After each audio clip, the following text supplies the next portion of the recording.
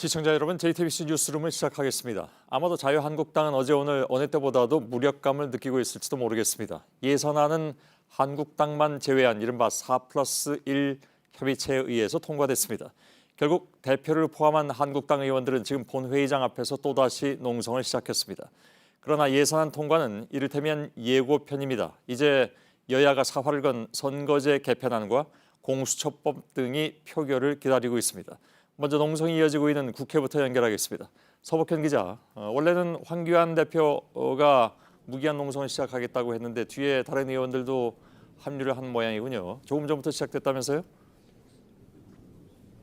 네, 그렇습니다. 1시간 전쯤인 7시 10분부터 농성이 시작됐습니다. 제 뒤로 농성 모습이 보이실 텐데요.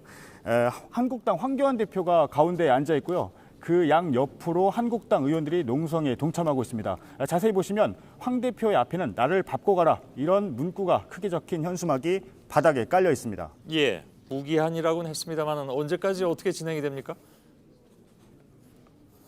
네, 농성은 황교안 대표가 의원총회에서 앞으로 무기한 농성에 들어가겠다, 우리끼리 뭉치자 이런 발언을 하면서 시작이 됐습니다. 무기한이라고 했기 때문에요. 끝이 언제인지는 아직 알 수가 없습니다. 일단 황교안 대표가 나선 만큼 다른 의원들도 일정을 조율해서 동참할 예정입니다. 예. 자, 어젯밤에 한국당을 뺀 이른바 여야 4+1 협의체를 통해서 예산안이 통과됐습니다. 여야는 이에 대해서 어떤 입장을 내놨습니까? 네, 양쪽 모두에서 거친 말이 쏟아졌습니다. 민주당은 한국당의 방해가 도를 넘어섰다 이런 주장을 했고요. 반면 한국당은 민주당이 예산 심사권을 탈취했다 이런 주장을 폈습니다. 이해찬 대표와 황교안 대표의 발언을 차례로 들어보겠습니다. 예. 수정안을 토론 후에 내놓고 제안 설명을 하겠다고 우기는 모습이라든가 목불인견이라고 합니다. 눈뜨고 볼 수 없다는 뜻입니다.